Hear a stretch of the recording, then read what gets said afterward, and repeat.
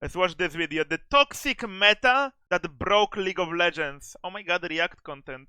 Legends launched in 2009. There have been countless strategies and metas that in some way broke the game's balance. There is one specific meta in 2018 that is credited not only with ruining solo queue, but also professional play. The funnel meta. I know exactly what we are gonna see. Bro, isn't it really funny that Tariki, like meta, went from elo boosting? Bro, how many fucking games I dodged back on stream? Wait, no, 2018! Funnel wasn't 2018! Funnel was like 2020! This meta was so hated by the players, the casters, and the viewers at home that Riot was forced to intervene. Meanwhile, in solo queue, this is what was happening. No, it is Funnel! We'll be talking more about that later. This nightmare meta had such an impact that to this day, 7 years later, it is still considered by many to be the worst that the game has ever seen. It was so despised that Riot is still actively making changes to keep this strategy from ever returning. But it's so strong and so smart that it keeps coming back anyway. If you played League back then, you already know what I'm talking about. This video is going to cover the rise and fall. There is no bigger nightmare than playing in like, there was no Emerald back then, playing like Plat Diamond game, and then you see enemy team insta-locking Tariki. When you saw that, you just know it's gonna be unfun. But in high elo, this they were like free funnel duos, right, in high elo. It was super popular in high elo to like duo, because back then you could duo even in Challenger, right? You could duo in Challenger. So what people would do in high elo, this strategy was so hated that people that didn't even plan on funneling, you could lock Tariki, and there is 90% chance enemy team will dodge. This was like #1 way to force a dodge. Locking Tariki in high elo, 90% chance enemy will insta-dodge the game. Fall of the funnel meta, and the legacy of one of the most toxic and hated metas of all time. It's taking over pretty much every region right now, and it's really boring to watch. I think funneling should be nerfed. Most pros think funneling should be nerfed, and from what I have seen, most players at home also think funneling should be nerfed. They're clearly just about not letting G2 play this like really stupid funnel combo. I actually Oh, what's that? You don't like it? This looks like it's a practice game. The observer's like, yeah, we'll just play fun stuff. Ornn Yi, Tarik, Lulu, Fiddle, Support, Shen, Nunu, Cactus, Lucian, Garagals.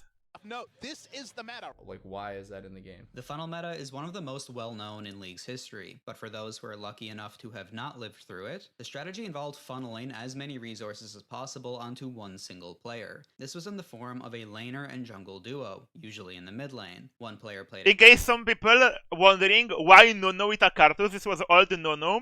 At some point for Nunu, they added on his W, he would give you, when he W'd you, he would give you percentage of AP.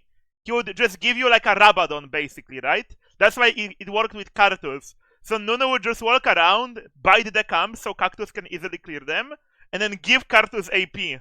A carry, and the other a supportive champion. The carry would clear the jungle, taking all the golden experience. The support would stay in lane and hold the wave so that the carry could farm it instead. This meant that the carry would be getting double the amount of golden experience than they were actually balanced around having in a normal game of League. And this broke League's balance entirely. The funnel strategy overall was a disaster for professional play, and led to some of the most ridiculous competitive matches of all time, including a game that had 3 smites and no jungler. But before we talk about that, we need to look at where this... But why did Tristana takes... In this game, did Tristana legit just follow the Cartus and clear the camps, bro? Even came from, who discovered it, and how? Well, if you look it up, you'll find all sorts of information saying that it started in 2018. This is partially... Chinese solo queue! Of course China invented this cancer strategy! Because elo boosting in China is so, like, omega popular. Because in China, people actually, like, judge you, like, even IRL, based on your fucking League of Legends rank. Like, the pride of Chinese people is insane, bro. They will pay to boost. I know because I was an elo booster myself. But obviously I didn't do Chinese boosts, because that's just, like, not possible. true, but it goes back way further than that, to a different game mode entirely. Twisted Treeline 3v3. This was an old League of Legends game mode that was removed in 2019. For years, funneling was the meta in this game mode. One champion would take all of the resources from the top lane and the jungle, and it's really the origin of the funnel meta in League. Even on Summoner's Rift, parts of the funnel strategy had started to show up very early on. In Season 2 and 3, it was expected in competitive play that you'd see the mid laner take wolves or wraiths constantly. Where is pride in someone boosting, bro? They don't care how they get the rank. They just wanna be higher than their friend, and that will make them so happy. Bro, Chinese people in Counter-Strike, they spend hundreds of thousands of dollars on fucking pixels to just have better inventories than their friends. They like love flexing. They absolutely love flexing, Chinese people. They absolutely love flexing, I can assure you.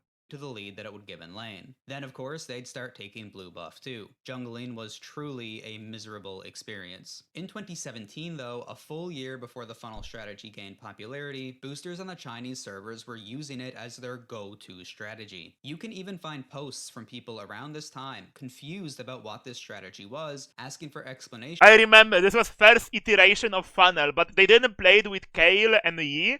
They played it with Twitch jungle. Twitch jungle back then was insane 1v9. You do a red buff, you level to enemy mid. There is this small Swedish streamer you might have heard of. He boosted as a Twitch jungle every time, but he would get a Lulu duo. But yeah, people used to do it with Kayle top and jungle Twitch. It was very cracked.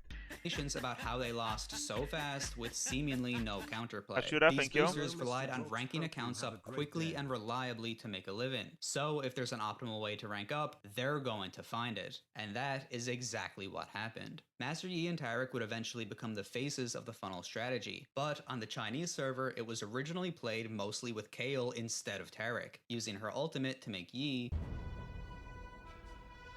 Kayle would heal and buff Yi while building items like Ardent Censer and Knight's Vow. Ardent Censer, even on its own, was very strong at this point. It's worth noting that even though this was long before the Worlds 2018 incident, people knew Ardent was going to be a problem. But that's a story for a different. Oh yeah, Ardent meta. Bro, Ardent meta was so bad, like, back in the day you had 3 types of support items, and you actually had to, like, pay gold to upgrade them. You had the shield, which was the green item, you had the coin, which was yellow, and you had spell thieves, which was blue. And all of them, this was so cool, all of them gave you gold in a different way. The shield, you had to last hit minions, like right now, and it would share, and it would heal both of you. The coin was just RNG. Some minions could drop a coin, some minions could drop you mana, etc. It was silly, but it was the most efficient one. And then the spell thieves you had to poke. You know, you had to poke. Ardent meta was, like, Ardent was such a broken item that AD carries like Kog and Twitch would start the green shield to funnel their Janna or Lulu so they get a bit more gold to get Ardent first. Because if you got Ardent before enemy support, it was like 6,000 gold difference. Video, which you should definitely check out. After collecting as much gold and experience as possible, Master Yi would just stat check anyone in his way. It didn't matter if it was 1 person or 5 people. No need for skill expression, no need. Bro, like, again, Ardent was so broken in Halo that often people would ban like 4 or 5 enchanters. I remember there was this challenger guy on support, and he rushed Ardent on a character and procced it in the most insane way ever. Can you guess the character and the rune? Like, nobody will guess how he procced it. And it was actually really strong. And it procced on a lot of people, not only on one. Trundle, never mind. Trundle with his pillar and the fucking rune that healed when you CC'd someone, he would rush Ardent. Can you believe it? Trundle support with Ardent rush with Font of Life. That's how they procced Ardent, bro. Because Nami, Lulu, Janna, Soraka would just get permabanned every game. There were 6 bans back then, not 10. There were 6 bans only. Or were there 10? I don't remember. I just remember a guy playing fucking Trundler. Need to counter anything, just right click and let the enormous experience and gold difference do all the work. There was really nothing that could be done by the enemy laner to deal with this when done properly. Once Kayle hit level 6, they would just walk on you under your tower, and you would just lose. This is all based around solo queue though. Can't you do that with any engage? Yes, but Trundle also had the perk of Pillar being like, one of the best basic spells in the game, and the ult being huge utility. Back then, not only Ardent was broken, also wholesome tanks were cancer OP. So Trundle countered both, like he could both be an enchanter slot and counter the tanks. That was the value of the pick. Like back then, on Ardent meta, best top laners were Maokai and Nautilus. Those were best top laners in the game. Maokai and Nautilus back then. It wasn't until 2018 that the funnel strategy really started to get popular and made its way. Like, Camille didn't exist, Gwen didn't exist, Ambessa didn't exist. Like, there were no champions to deal with those tanks at all. Play. There were Darius was like trash, Trundle top obviously was a joke. a ton of balance changes that Riot had recently made which contributed to this. Patch 8.10 nerfed early game junglers, reducing the experience they received. It also massively buffed Scuttlecrab, shout out to me. It now gave over 10 times the experience from level 1 and doubled the gold, both scaling even. This is before Juggernaut rework? Bro, honestly, I don't remember. I remember playing Kled in that meta. I know Kled existed back then. I think this was, in fact, before Juggernaut. The old Mordekaiser still existed. I remember that. Bro, I could talk about old metas so much. I wish I could access a version of the game where unnerfed Camille exists. Like, Camille Day 1. I wish I could play just that one time, bro. Just one game of that. Like, that's all I need.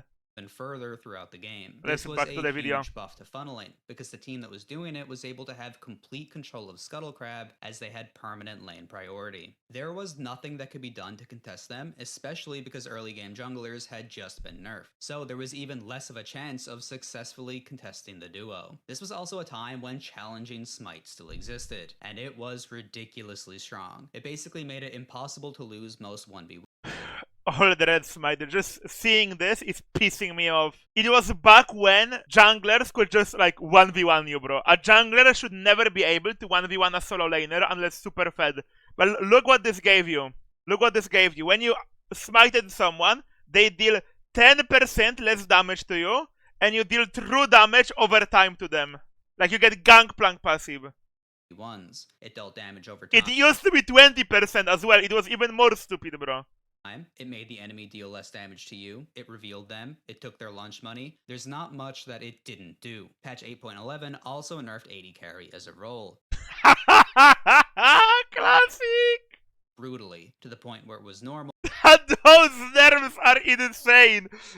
AD down 4, AD growth up, armor down by 4, health up a bit, health growth up, health regen down. Oh my god, those were crazy. To see champions like Yasuo, Vlad, or Heimerdinger instead. As a result, AD carries relied on either having massively increased income from funnel, or built mostly AP items, like Kai'Sa. All of these things happened leading up to the 2018 LCK summer split, and in the very first match, this is what happened. LCK, Here we go. summer 2018 meta, reveal yourself. Oh, there it is. Oh boy, Nunu Karthus is coming right out on away. the blue side. They want Nunu Karthus. MVP has been playing it in solo queue. To me, the only reason you'd first pick the Nunu is take the Karthus, and we might have Tariq E against it. We're getting it. It's happening. We're popping off in the first game. The first game of LCK 2018 summer, and we're gonna get it right away. Karthus gets Holy locked crap. in. There is no secret as to what's going on now. Let it waft over you. This is the new meta. This is why I'm laughing. Nobody's in the mid lane. It's just like, it's 2v2 in the jungle right now. The game progressed slowly, with both teams just taking jungle camps and clearing waves. Eventually, the two funnel duos encountered each other in the river, and it was time for some impressive gameplay. We're gonna have our first 2v2 fight. The Tariq ultimate comes down, and Bono is just gonna get demolished. Tempt is gonna... Yeah, I don't know. Tariq, he seemed 10 times stronger than fucking this shit. Go down too. Even burns his flash, unfortunately. Will be ulting here, but Max is gonna survive. And now Ignar on the run. Really nowhere for him to go. Should be an easy 3-for-0 for MVP here. Maybe you only need one. Maybe Master Yi is truly the chosen one. He's got 3. Even though it was the first pro game of this strategy really being played, it was already becoming clear that it was difficult to deal with, and maybe not the most engaging to watch. If you're one of the top teams, you're Kingzone watching this, you're KT, you're SKT. Now you know that both these teams are willing to play the Gouda cheese. They're willing to play the Camembert. They're willing to go... Bro, Master Yi has 400 CS at 28 minutes, bro. In a pro game. 400. And look his items. Guinso, Malmortius, Frozen Mallet, Red Smite, and QSS. So even if somehow he doesn't insta-kill your entire team by the time he is done with Taric ultimate, he has like 4k HP, a magic shield, and a fucking cleanse, bro. Go for cheese. That's frustrating because you can lose a game to this if you lose a team fight and Marcia gets 3 kills. Maybe you have to ban this until it filters through. Now you're going to have to put in some legit prep or waste a lot of bans on some of this stuff. Here's the engage. You're not getting away from him this time. The Shen ultimate, not enough of a shield, and that's going to do it. They lost their damage. Where even is Karthus? He disappeared. He's not even here. He's up. Oh, thank God that shit is done already.